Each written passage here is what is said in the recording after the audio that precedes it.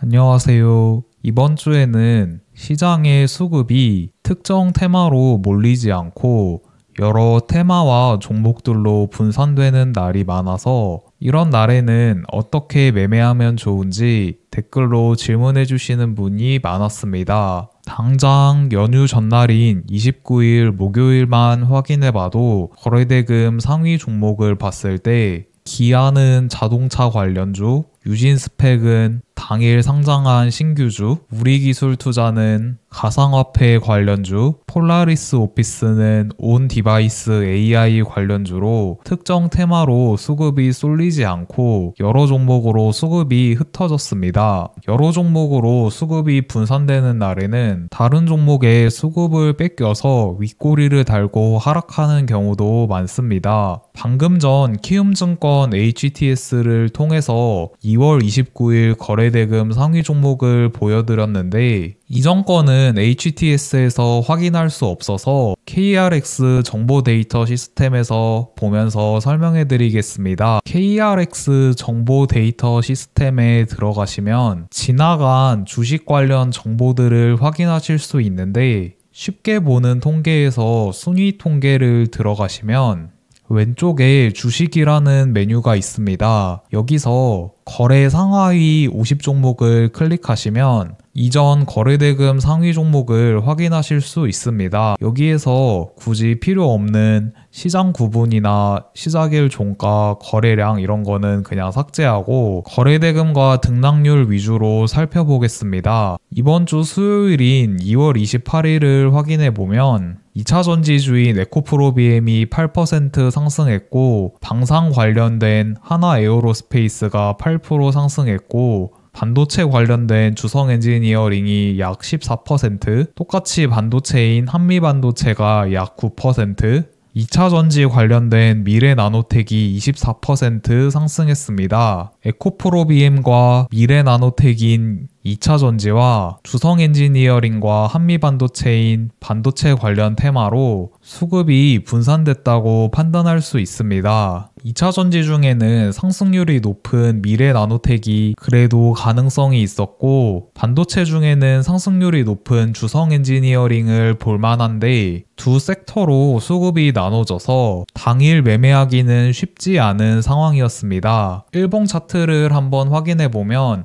주성엔지니어링은 보여드린 날인 2월 28일에 장대 양봉이 나오고 그 다음 날에는 개파락을 하고 장대 음봉이 나왔습니다. 다음 날에 개파락을 했기 때문에 저는 개파락을 한 종목은 공략하지 않아서 주성엔지니어링은 그 다음 날에 관심을 가지고 지켜보지 않았습니다. 다음으로 2차전지 관련주인 미래나노텍은 다음날 4% 정도 갭 상승을 해서 시작했습니다. 다음날 아침 시작 가격을 봤을 때 미래나노텍은 갭 상승을 했기 때문에 장대양봉 다음날 눌림 매매를 잠시 했는데 매매 마크 내역을 한번 보여드리면 분봉으로 보여드리면 전일 종가 근처가 지지선이 될 확률이 높고 전일 종가 근처를 한번 터치했을 때 반등해 줄 확률이 높아서 전일 종가 근처에서 한번 눌림 매매를 하고 적당히 상승했을 때 수익 실현을 했습니다. 전날에 확실한 대장주였다면 이렇게 전일 종가 근처에서 매수한 다음에 많이 반등해서 수익을 극대화할 수 있을 때까지 버티는 것도 괜찮은 방법이었지만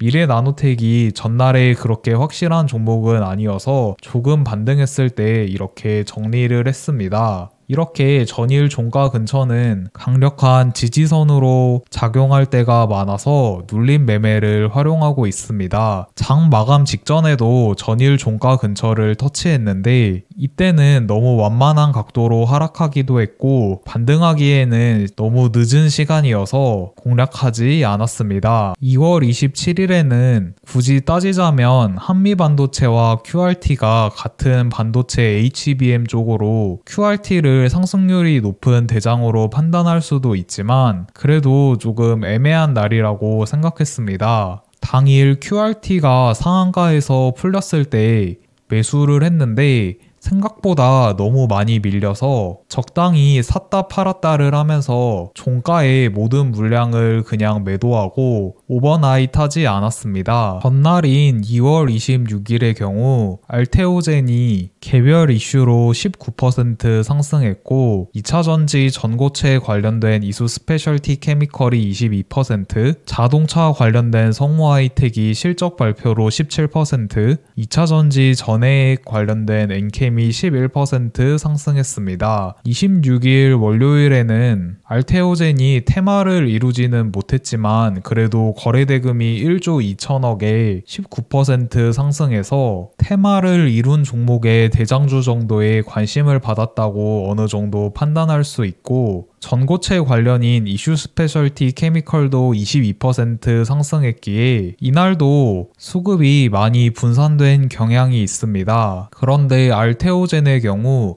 방금 보여드렸던 26일에 장대 양봉이 나온 다음에 다음날 약 2% 정도 갭 상승을 해서 이날도 전일 종가 근처에서 눌림 정도는 어느 정도 활용할 수 있는 날이었습니다. 알테오젠도 매매 마크 내역을 보여드리면 3분봉 차트인데 이 선이 전일 종가 가격입니다. 아침에 갭 상승을 해서 시작해서 전일 종가 근처에 매수를 했고 조금 더 이탈했을 때 추가 매수를 했습니다. 강한 지지선인 전일 종가 근처에서는 상대적으로 쉽게 반등할 수 있기 때문에 이렇게 눌림 매매로 공략을 했고 조금 상승했을 때 수익 실현을 했습니다. 수익 실현을 한 후에 또 다시 전일 종가 근처까지 눌렸을 때 한 번 더 매수를 해서 두 번째 매수한 것은 조금 더 많이 반등했을 때 분할로 정리했습니다. 전일 종가 근처에서 공략했을 때 반등할 확률이 물론 높긴 하지만